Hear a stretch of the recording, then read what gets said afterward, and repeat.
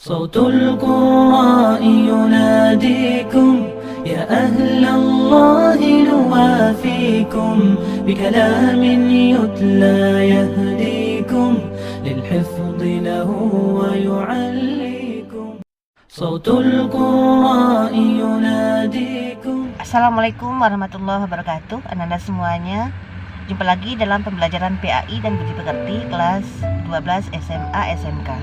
Pada kesempatan kali ini kita akan membahas tentang indahnya membina mahligai rumah tangga bagian kedua. Kita akan mengupas masalah talak, macam-macam talak, rujuk, iddah, ilak, li'an, zihar, dan hal lainnya yang terkait dengan talak ini. Baik Anda semuanya, kita mulai pembahasan kita dengan membaca Bismillahirrahmanirrahim. A. Talak. Satu pengertian talak. Menurut bahasa, berasal dari bahasa Arab. Talak berarti melepaskan atau menanggalkan. Sedangkan menurut istilah syara, talak adalah melepaskan ikatan perkawinan dengan tata cara yang dituntunkan dalam hukum Islam. Kedudukan talak dalam Islam merupakan suatu perbuatan yang halal tapi sangat dibenci oleh Allah. Karena talak ini sangat besar dampaknya terhadap diri dan keluarga. Dalil tentang talak terdapat dalam Quran Surat Al-Baqarah ayat 229 yang berbunyi, A'udzubillahi minasyaitonirrajim, At-talaqu marratani fa imsakum bima'rufin aw tasrihum biihsanin. Artinya talak yang dapat dirujuki dua kali, setelah itu boleh rujuk lagi dengan cara yang ma'ruf atau menceraikan dengan cara yang baik. 2 Quran Surat At-Talaq ayat 1 yang berbunyi, A'udzubillahi minasyaitonirrajim, Ya ayuhan nabiyyu iza talaqtumun nisa fatallikuhunna li'iddatihinna. Wahai Nabi, apabila kamu menceraikan istri-istrimu, maka hendaklah kamu ceraikan mereka pada waktu mereka dapat menghadapi iddahnya dengan wajar. 3 Hadis Rasulullah SAW yang artinya, hendaklah ia merujuk istrinya kembali, lalu menahannya hingga istrinya suci, kemudian haid hingga ia suci kembali. Bila ia mau menceraikannya, maka ia boleh menalaknya dalam keadaan suci sebelum ia menggaulinya. Itulah iddah sebagaimana yang telah diperintahkan Allah Subhanahu wa taala. Di sana Nabi menjelaskan tentang aturan dan tata cara menalak seorang istri dari suami. Berikutnya macam-macam talak. Dari segi jumlah, talak terdiri dari talak 1, talak 2, dan talak 3. Talak 1 merupakan talak pertama yang masih punya kemungkinan seorang suami kembali kepada istrinya. Talak kedua juga talak yang kedua kali seorang suami mentalak istrinya dan masih diberi kesempatan kembali kepada istrinya dalam masa iddah. Dan talak ketiga yaitu talak di mana suami tidak lagi boleh kembali kepada istrinya kecuali sudah menikah lagi dengan laki-laki lain, kemudian sudah bergaul dan diceraikan pula kembali oleh suami barunya. Setelah itu, setelah habis masa iddahnya untuk suaminya yang kedua, barulah istri ini boleh dirujuki kembali oleh suaminya yang lama dengan cara menikah kembali. Dari segi pelaku, talak dapat dibagi kepada 1. Cerai talak oleh suami, 2. Cerai talak atas permintaan istri. Cerai talak oleh suami terbagi kepada talak raj'i, talak ba'in, talak sunni, talak bid'i. Cerai talak atas permintaan istri diantaranya talak fasak dan talak khulu'.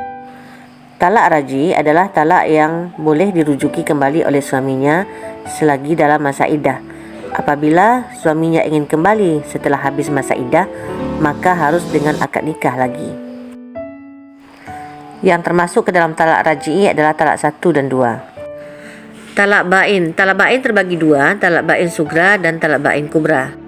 Talak ba'in sugra talak yang terjadi pada talak 1 dan talak 2 di mana suami ingin kembali lagi kepada istrinya namun masa iddah sudah habis. Dan untuk hal ini suami bisa kembali kepada istrinya dengan cara melakukan akad nikah kembali dan menyiapkan mahar kembali. 2 talak ba'in kubra yaitu talak yang tidak memungkinkan lagi suami untuk rujuk kembali kecuali mantan istrinya sudah menikah kembali dengan orang lain, sudah berhubungan badan, kemudian bercerai.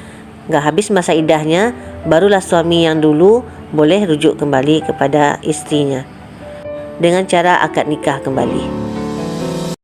Berikutnya talak sunni, yaitu talak yang dijatuhkan oleh suami kepada istrinya saat istrinya dalam keadaan suci atau tidak haid dan belum digauli sejak haid terakhirnya selesai. Jadi talak sunni ini adalah talak yang sesuai dengan tuntunan Islam dalam proses mentalak seorang istri oleh suami. Berikutnya yaitu talak bid'i. Talak bid'i yaitu talak yang terjadi pada kondisi yang diharamkan. Misalnya seorang suami mentalak istrinya pertama kalinya dengan lafaz 3 kali cerai sekaligus, atau seorang suami mentalak istrinya saat istrinya sedang haid. Peristiwa ini pernah terjadi pada seorang sahabat saat dia mentalak istrinya yang sedang haid. Kemudian Rasulullah memerintahkannya untuk rujuk kembali, dan sekiranya setelah istrinya tersebut suci, dia harus mengulang talaknya kembali sekiranya ia masih ingin tetap mentalak istrinya tadi. Berikutnya talak fasak. Secara bahasa artinya adalah pembatalan atau pemisahan. Sedangkan menurut istilah, fasak artinya pembatalan perkawinan karena sebab yang tidak memungkinkan untuk perkawinan tersebut diteruskan. Sebab-sebab yang dimaksud adalah karena cacat atau karena penyakit yang terjadi pasca akad nikah sehingga tujuan pernikahan tidak tercapai. Yang memutuskan fasak adalah yang pertama, hakim pengadilan jika penyebab fasak adalah perkara-perkara yang membutuhkan tinjauan dan pertimbangan hakim berdasarkan pengajuan dari suami atau istri atau wakilnya atau pihak yang berwenang sudah mukallaf, balik dan berakal sehat. 2. Penetapan fasak oleh suami karena nyata ada penyakit yang menyebabkan pernikahan tidak bisa dilanjutkan. Contohnya gila, judzam, jub, unah, ratak dan karan. Berikutnya talak khuluk, yaitu permintaan cerai oleh istri kepada suami dengan membayar sejumlah harta kepada pihak suami.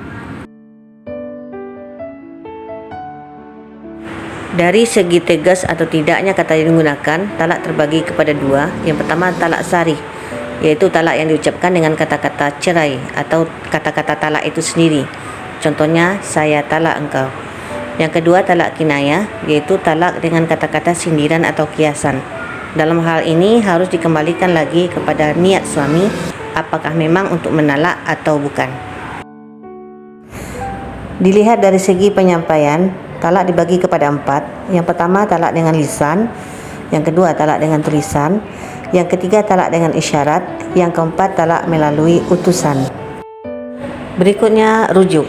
Rujuk artinya yaitu kembalinya suami kepada istrinya untuk membina rumah tangga kembali selama masih di dalam masa iddah. Sedangkan iddah artinya masa menunggu bagi seorang perempuan yang sudah ditalak oleh suaminya, apakah akan dirujuki kembali oleh suaminya atau tidak. Pada masa iddah masih ada sejumlah hak dan kewajiban yang harus dipenuhi. Yang pertama, oleh perempuan selama masa iddah dari talak raj'i wajib diberi tempat tinggal dan nafkah oleh mantan suaminya. Sedangkan perempuan yang ditalak bain wajib diberi tempat tinggal dan nafkah kecuali sedang hamil. Kemudian perempuan yang ditinggal wafat suaminya wajib berihdad, dalam arti tidak berdandan dan tidak menggunakan wewangian. Selain itu, perempuan yang ditinggal wafat suaminya dan putus dari pernikahan wajib menetap di rumah kecuali karena kebutuhan. Itulah hak dan kewajiban perempuan selama masa iddah menurut Syekh Abu Syuja dalam Al-Qiyah wal At-Taqrib yang diambil dari Quran Surah Al-Baqarah ayat 227-228. Perhitungan masa iddah. 1. Masa iddah karena suami meninggal dunia, iddahnya 4 bulan 10 hari. 2. Masa iddah karena suami meninggal dunia dan istri sedang hamil, iddahnya sampai anaknya lahir. 3. Wanita yang belum haid atau yang sudah menopause, iddahnya selama 3 bulan. Bagi wanita yang masih mengalami siklus haid, iddahnya adalah 3 kali suci. 5. Masa iddah bagi perempuan yang mengalami istihadah adalah 3 kali haid. 6. Masa iddah bagi perempuan yang belum disetubuhi oleh suaminya adalah tidak ada masa iddah. 7. Masa iddah bagi perempuan yang ditalak 3 oleh suaminya adalah 1 kali haid. Berikutnya ilak.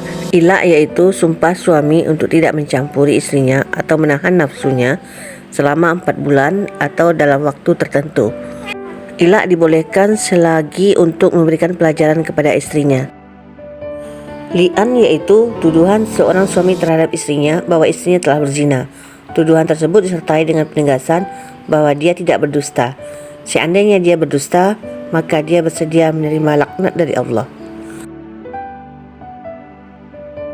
Zihar yaitu ucapan seorang suami yang menyerupakan istrinya dengan ibunya, sehingga dengan ucapan tersebut haramlah ia atas istrinya.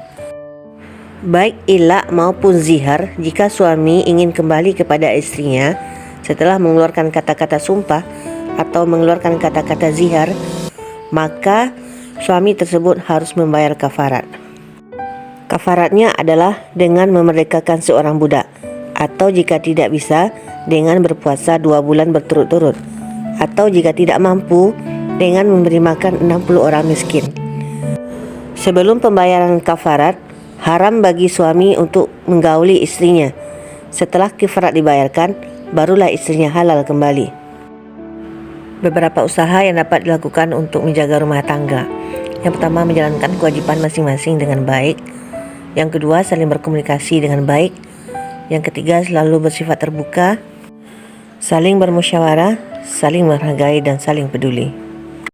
Sekianlah penjelasan kita pada kesempatan kali ini. Semoga bermanfaat dan kita sudahi dengan Assalamualaikum warahmatullahi wabarakatuh.